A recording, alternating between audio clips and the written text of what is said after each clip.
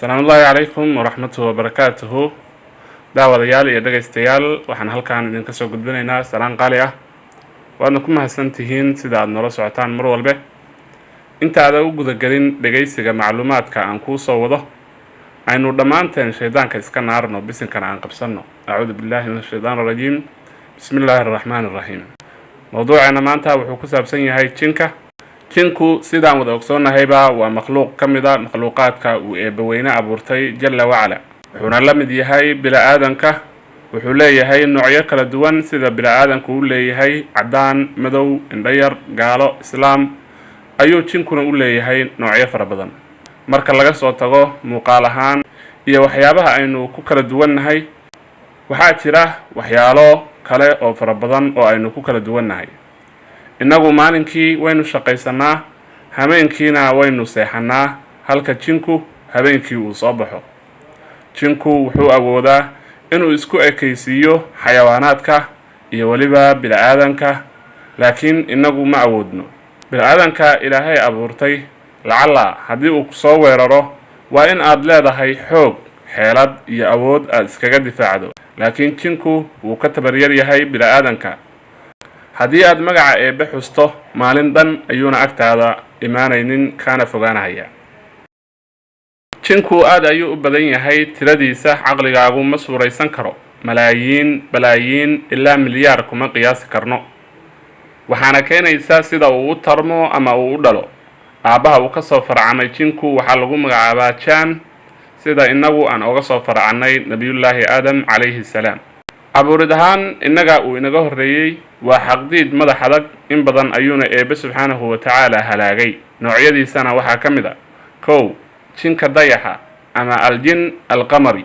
noocani boqolkiiba 80 waa muslim u hoggaansamay alla weyne jalla wacalaa iyo diintiisa halka boqolkiiba 20 ka soo hadhay ay yihiin gaalo xaqa diiday wayna isguursadaan qolada gaalada ah waxay maamulaan sixirka ama falka adduunka oo dhan labo jinka iftiinka aljin addawi noocani xilligii aad loo bartay waxay ahayd xilligii suubanaha naxariis iyo nabadgelyo korkiisa ahaatee wayna islaameen dhammaantood waxay leeyihiin boqorro waxay dhanka fikirka maamulka iyo waxyaalo badan oo ka mid ah kala mid yihiin bani aadamka waxayna ka awood badan yihiin shayaadiinta ama jinka kiisa gaalada ah saddex jinka dabka aljin annaari waa nooca ugu badan ee jinka waxayna dhammaantood raaceen ibliis noocan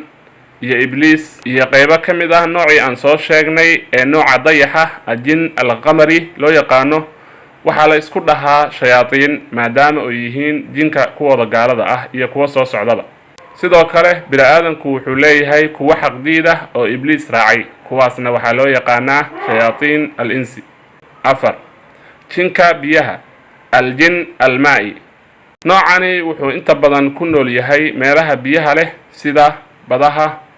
iyo wabiyada iyo meelaha la midka xaqdiid iyo islaamba way leeyihiin waana jinka musqulaha dega maadaama ay musquluhu yihiin meelo biyo yaalaan waxaan daawade kugula talin lahaa inaad mar walba oo aad musqusha galayso aad akhrisato ducadiisu banuhu naxariis iyo nabadgelyo korkiisa ahaatee uu ina baray allahumma inni a'uudu bika min al-khubuthi wal khaba'ith shan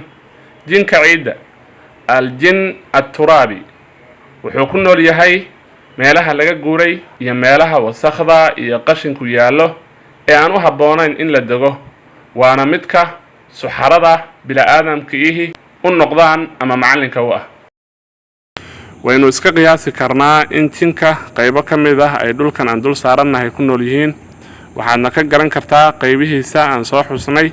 waxaase shaki ku jira qaybo ka mid ah miyay ku nool yihiin kowkabyada aan dhulka ahayn maadaama uu jinku aad u tiro badan yahay sidaan kor ku soo xusnay jinku wuxuu awood u leeyahay inuu iska dhigo xayawaanaadka sida ayda bisadaha maasalugalayda iyo waliba bani aadamka iyo wixii la mid ah nolosha jinka sida uu u eg yahay iyo qaabka uu nool yahay dhammaan waa wax inaga daahan inagana qarsoon kaliya marka uu xayawaan ama insaan isku ekaysiiyo unbaad arki kartaa maadaama muuqaalka eebba u abuuray uu yahay mid laga argagaxo oo aan la fiirin karin. qur-aanka loogama sheekaynin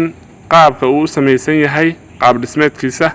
iyo sida uu u nool yahay. ma guryo, magaalooyin kuwa dadka oo kale ayuu ku nool yahay, mise bani aadamka ayuu ku dhex firirsan yahay? laakiin waxaa jira axaadiis caddaynaysa in jinku leeyahay qaybo baalal leh oo duula, hawada iyo dabaylahana raaca, iyo qaybo noolaha kale la mid ah. waxaa loo abuuray cibaadada eebbaweyne subxaanahu wa tacaala. ilaahayna qur-aankiisa wuxuu ku yidhi: wamaa khalaqtu ljinna walinsa ilaa liyacbuduun. wuxuu cunaa lafaha iyo digada xoolaha. waxaa suubanaha sala allahu calayhi wasalam ka sugan xadiis aan micnihiisa ku soo koobi karno: ha ku istijoonnina ama ha iskaga tirina saxarada iyo kaadida wax la midkaa, saalada xoolaha ama digada, kolba midkaa u taqaano, iyo lafaha la tuuro, sababtoo ah waxaa cunto loo saaraa walaalihin jinka. haddaba daawade, waxaan kugula talin inaad laasinto adkaaru sabaax walmasaa. mar walba ood musqusha galaysana aad shaydaanka iska naarto, carabkaagu uusan ka suulin inuu xusayo dikriga eebbe. aad iyo aad baad ugu mahadsan tahay daawashada.